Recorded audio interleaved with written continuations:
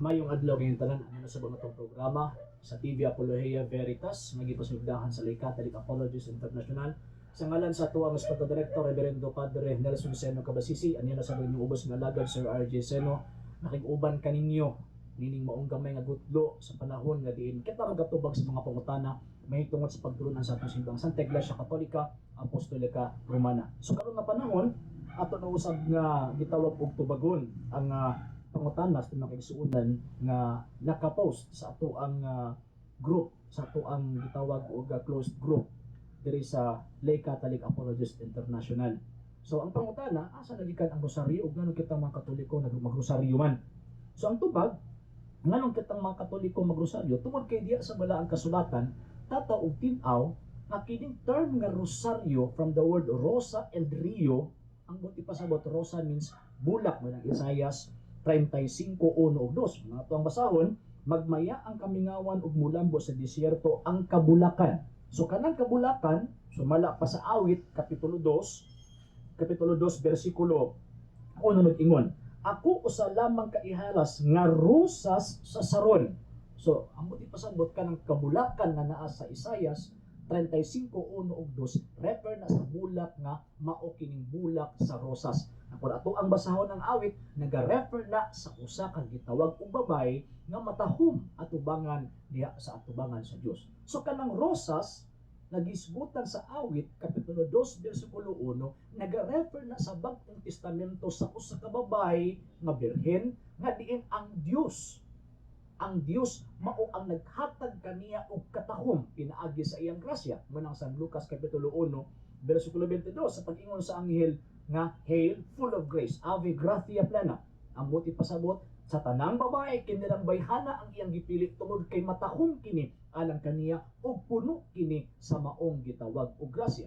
Ikaduha kanang term nga rio, di ba, rosa and rio. So rio ang buti pasabot sapa usa kanya ka Spanish word nga buti pasabot sapa or kining gitawag og katubigan. So kanang gitawag og sapa or katubigan kanato ang basahon ng Isaias 35:6 nag-uba na sa bulak nga diin gisgutan nato sa 35:1 ug 2. So nag-uban ang bulak ug ang sapa. Nya kanang sapa nga naga-refer ni anang maong tubig kung ato ang tan-awon sa Bagong Testamento refer na ngadto kang Kristo. San Juan kapitulo 7 bersikulo 38 nga miingon si Ginoong Kristo, ako ang nagahatag og tubig sa kinabuhi o siya ang tubig sa gitawag og kinabuhi. So kung miingon ta nga rosaryo, ang buti pasabot ni ana nga nagahisgot kita, nagahimo kitang debosyon sa pagpamalandong ginamit ang mga pulong sa Dios nga nakasulat sa Biblia o usab ginamit ang kinabuhi ni Kristo diya sa kaluwasan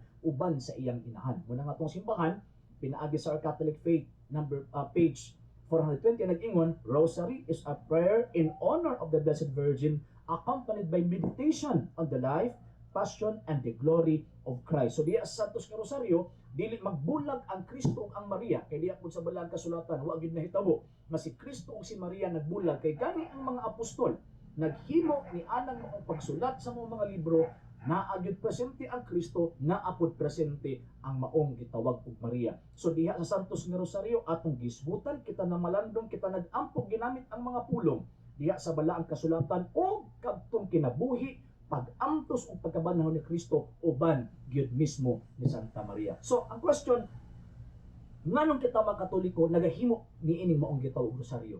Sa first century, katong mga ermitanyo, maunang mga Kristiyano, ang ilang ginagamit kaniadto, mga bato.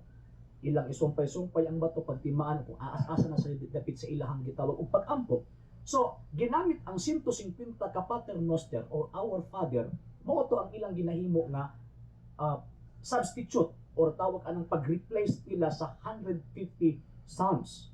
So, pag-abot sa 1214, tungod kay kusog na kaayong gitawag og mga erehiya, usa ka banggitang sa Santos nga si Santo Domingo nga pinaagi ni ining maong rosaryo sumala sa mando ni Santa Maria nga iwali ang angelic psalter kadtong Hail Mary ang makonverter kining gitawag og mga irihis, mga heretiko kini mga Katoliko nga wala ni supat or tawag anang na itinuyo nga pagsupak o pagduha-duha mahitungod sa atong gitawo og pagtuo. So pinaagi ni anang mong pagwali sa angelic psalter, diha nahitabo ka nagsugod ang pagmugna ni anang moong mga beads nga mas nanon pagtawag nato og rosaryuhan. O pinaagi ni anang moong beads imbis or inay magbutang sila og mga bato, so dito nahinuon sa tawag anang beads nga ilang gisumpay-sumpay. O gi-confirm na sa man nga birhen pinaagi sa pagpakita niya didto kang Santo Domingo nga siya mao ang inahan sa Santos nga Rosario. Og mas gidevelop pa na og maayo ni Saint Alan de la Rocha ni adtong 1460 og another confirmation nga tama og insakto og miuyon ang langit sa ilang gibuhat sa pagpakita ni Santa Maria dito sa Fatima ni adtong October 13, 1917 dito sa Lasalet, og kining gitawag og sa akita nga niingon siya, I am the Lady of the Holy Rosary. So question, ngano nagahimo kita ni ana? Kanina atong gisgutan na ang kasaysayan asa nagikan ang rosaryo.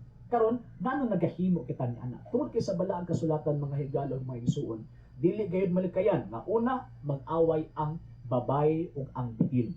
So kanang bitin nagarefer na sa sala og nagarefer na ni adtong mga tawo nga ilalom ni anang maong gitawag og sala.